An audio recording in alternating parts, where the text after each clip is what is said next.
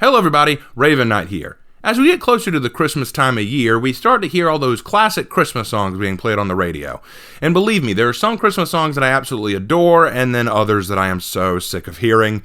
Believe me, if I hear Frosty the Snowman or Grandma Got Run Over by a Reindeer one more time, so help me, I will put a bullet between my eyes. But today I want to talk about a very specific Christmas song, although granted it's not technically a Christmas song because it doesn't have anything to do with Christmas, but it is played quite often around Christmas time, called Baby It's Cold Outside by Frank Loesser, written in 1944. For those who are unfamiliar with this song, this is a song that's basically a duet. It has a call and call back response kind of format, where the woman and man singing the song are trying to play a little hard to get.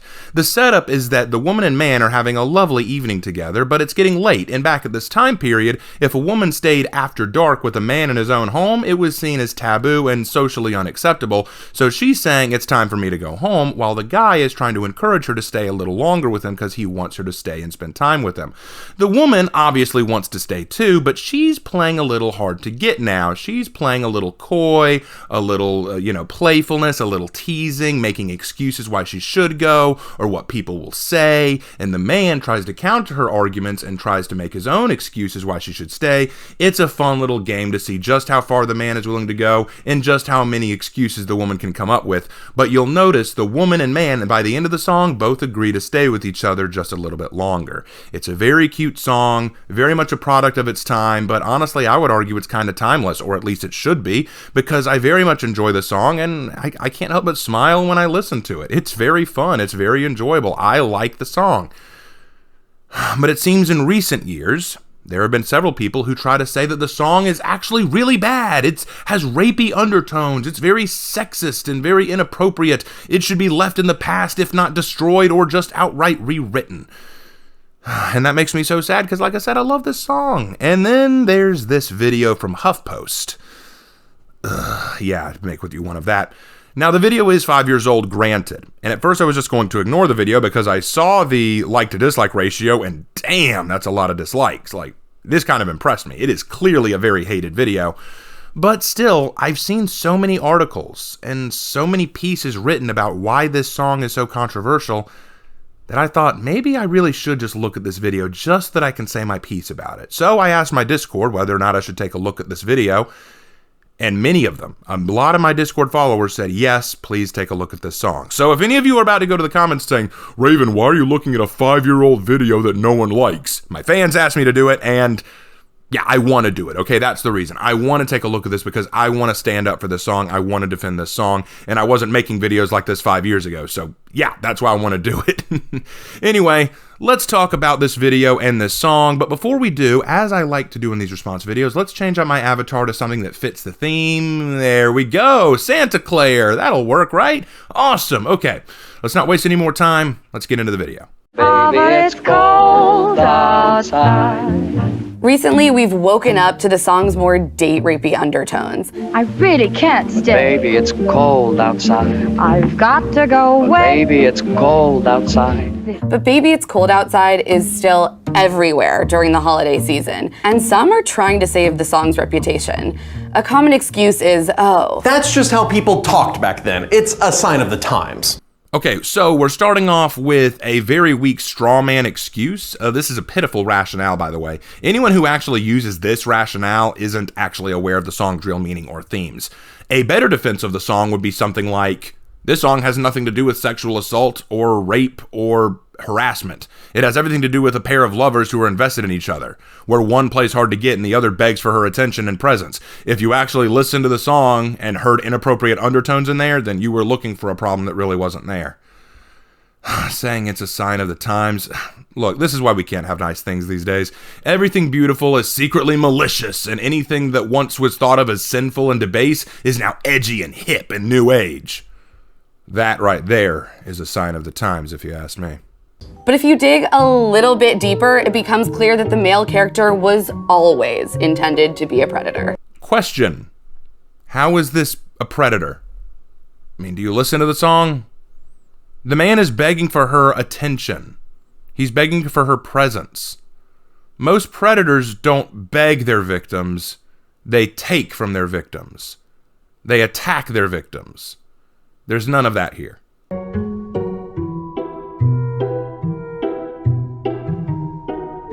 In the original sheet music, the characters aren't written as man and woman or him and her. It's wolf and mouse, hunter and hunted, stalker and victim. Okay, I can see why this could spark some controversy. I can understand why some people might see the mouse and wolf nicknames as something to be concerned about. But let me try to explain this from another perspective. Let me try to paint this a different way. As my literature professor once said to me, quite often to understand the meaning behind words, you need to understand the subtext and context behind them. Let's talk about the wolf and mouse. Why a wolf and a mouse? Doesn't seem like a very good predator-prey dynamic, does it? You'd usually want to put a cat and a mouse, wouldn't you? That makes more sense, right? So why a wolf and a mouse? Well, think about this. Would it be easy for a wolf to catch a mouse? No, it wouldn't. The mouse is squirrely and good at evading the wolf, and that's the point. This isn't about victims and predators. This is using an analogy to explain the difficulty of the man trying to catch his prize. A wolf would have a much harder time catching a mouse than he would something like a deer or a lamb or something like that. I mean, if you want to get meta, how about if we reverse the roles? Let's talk about that for a second. Plenty of duets these days have the male and females swap the roles where the woman is playing the wolf and the man is playing the mouse. Would you say the same thing about that? Would you say that's inappropriate too? I'm actually curious. Would you say that?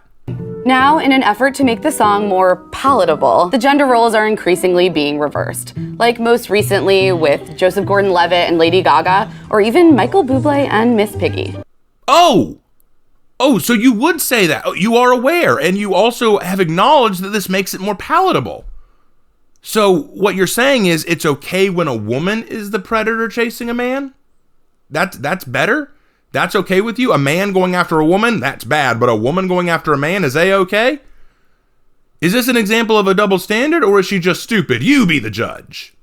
All of them at once, I suppose. But let's face it, not even Mother Monster or a Muppet can make this any better. I've got to get home. But baby, it freezes out there. Say, lend me a coat. It's up to your knees out there. Okay, seriously, what's wrong with that line? Other than the fact that you're both terrible singers, what's wrong with that line?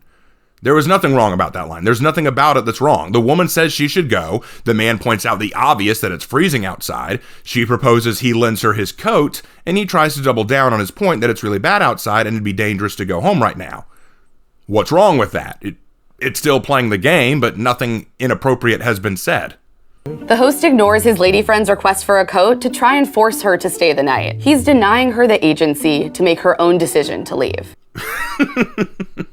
He never said she couldn't leave, though. She can leave. She can leave anytime she wants. He's just not going to give her his coat. Why on earth do you think he owes her a coat? I like how you say that he's denying her agency to leave when she wants, but you're denying his agency about what he does or doesn't do with his coat. Here's the funny thing. Want to know the best part about this lady? You clearly haven't thought about this. Think about this for a second. Think of the context of the song. Want to know how I know this woman actually does not need the man's coat? Want to know how I know this? Okay, here's how. If it's that cold outside, she came with her own. She definitely came with her own coat. If it's that cold outside, she already has one. But she wants him to give her his coat because this is a game. She's pretending she doesn't have a coat and is saying, all right, then give me your coat. Remember the argument. It's cold outside. Then give me your coat. Maybe I'm not going to give you my coat. It is a game to them. It is a game. He knows she has a coat. He knows she could leave anytime she wants. But they're playing a game. The woman probably came with her own coat and is playing ploy. Let me be real. If she really felt threatened, she'd leave without a coat and take her chances. He has not stopped her. He did not tell her not to go. He's simply saying it's cold outside. And in some ways, I'd argue he's doing the right thing. He's trying to keep her safe and not let her get frozen outside, and he might not be lending his coat because he knows she has one and she's just playing coy with him, which is why he doesn't answer her request. If you actually listen to the song, you hear the undertone of this game being played. This is a lover's game. The neighbors might think, Baby, it's bad out there. say what's in this drink. No caps to be had out there. What's in this drink? Could the seasonal scumbag date rape alarm be going off any louder right now? And there it is, the part you really wanted to fixate on, right? That line, yeah, the what's in this drink line. All right, I'll help you understand it, but pay attention. She is not talking about drugs in the drink. She is talking about alcoholic content. She is asking, what is the alcohol content? Because you see, back in the day, when people said this line, it was usually because either they liked the taste of the drink and wanted to know what the contents were, or it's because they got caught doing something silly or stupid or funny, and they're blaming the alcohol on it. So she's trying to say, what's in this? Come on, you caught me. What is this? As Susan Loiser, the daughter of the songwriter of this song, pointed out, a lot of this controversy on the song today can probably be attributed to the fact that many people associate it with Bill Cosby, who was in a part of a scandal involving date rape drugs. Besides, let me be real for a second. This song has been around for decades. Do you honestly think that if the intent behind this line was really about date rape drugs, do you really think that no one else would notice it? That you're really the first ones to catch it? In fact, are you ready for a real kicker? This might surprise you. In 1948, Frank Loiser sold the song to MGM for their romantic comedy movie Neptune's Daughter. But that wasn't originally the song he was going to sell them. Originally, the song he was going to sell them was I'd Like to Get You on a Slow Boat to China. But MGM turned down that song because they thought that it was too suggestive and sexual in nature. So they went with Baby It's Cold Outside because they felt it was more innocent and safe. So apparently the producers at that time thought it was safer than any other love song offered written by the same guy. I'm sorry you're so thin-skinned that one remark about alcohol triggers you. Once again, this is an example of you trying to read something into it that isn't there using your modern context and lenses. This feels less romantic date and more nightmare starring Bill Cosby.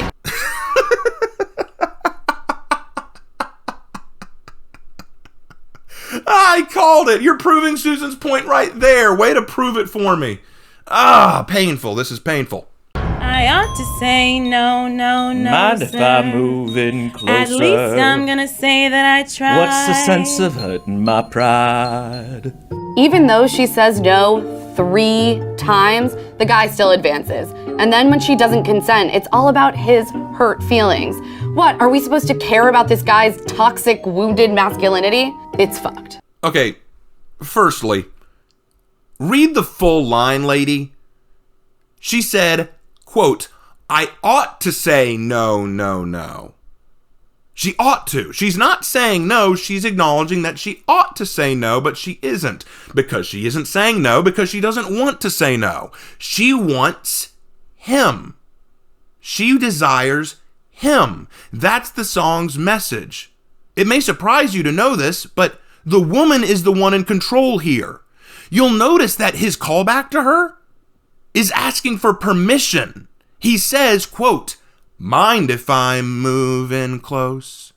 He is asking her if he can move in closer. He's not doing it. He's asking, can I move in?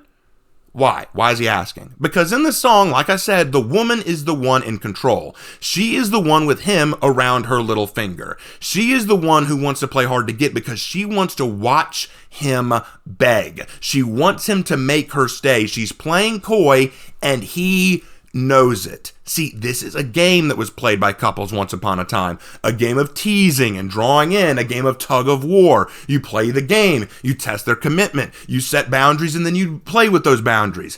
Like, that's the game. That's how you do it. You pull a little bit, you give a little bit, you try to reach the middle. But imagine if they didn't do that. Watch this. Please won't you stay? It's really cold outside. Oh, I really should go. Well, okay, then have a good one. Yeah, that's riveting romance right there. Ladies, wouldn't you feel a bit let down if your man said that in response? I mean, don't you want to see him ask again? Don't you want to see him try to convince you? Or maybe at the very least ask, well, can we see each other again? Or can I walk you home? Or like something along those lines, because the goal is for them to spend more time together. That's the point. It's part of the game that we call love and romance. Clearly something that this woman has little experience with. And lady, let me be very clear. If you were the mouse in this song, don't worry. The wolf ain't got no interest in you. He wouldn't even be starting the song. You wouldn't make it anywhere. And if we reverse the roles and you were the wolf, trust me, the mouse is going to definitely want to leave. You try singing this song as the wolf and watch what the mouse does. Well, goodbye.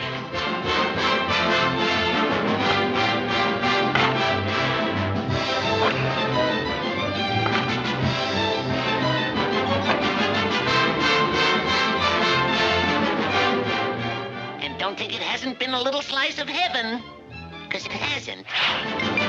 And then there's that next portion of the song. At least I'm going to say that I tried. Okay, here's the thing. She isn't trying. If she was really trying to leave, she'd have already left. If she wanted to go, she could have. This man is not acting hostile, aggressive, or controlling. He is not forcing her down. He is not telling her to stay. He is asking her to stay. She is here. Well, the reason she's saying that line is because she's plotting her excuse for when people ask why she stayed with them. See, at this point in time, like I said earlier, it was culturally taboo for a woman to stay with a man alone in their house after dark, especially if they weren't married. People would talk about it and gossip would flow around. So she's saying this to basically say, well, I'll tell them I tried to leave, but it was so cold outside.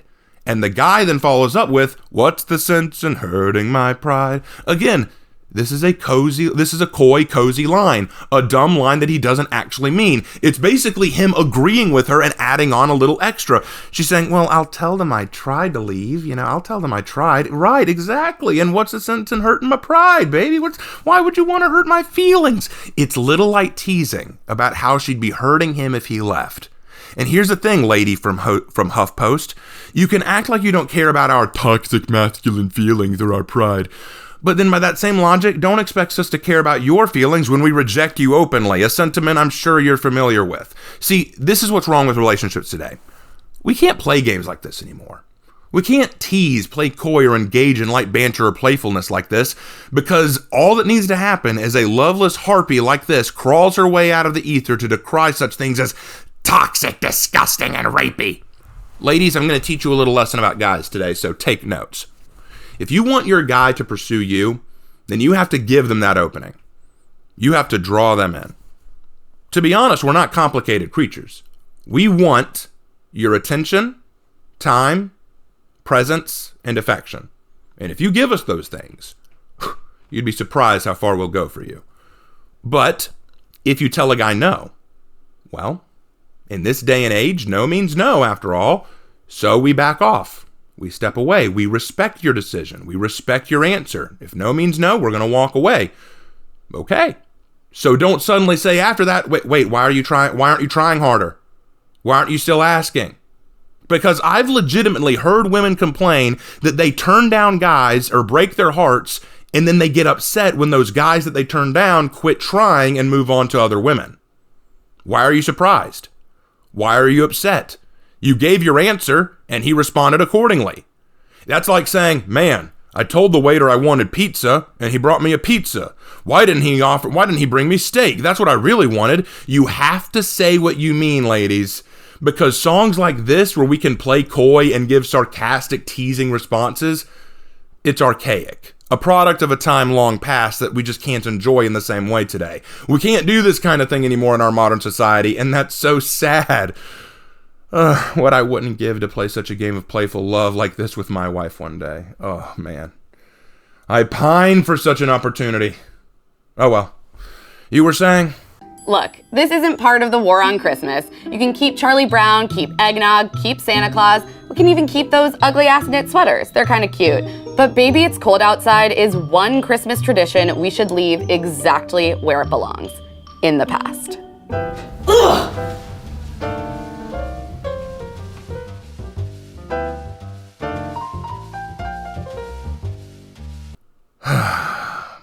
You want to know what's sad?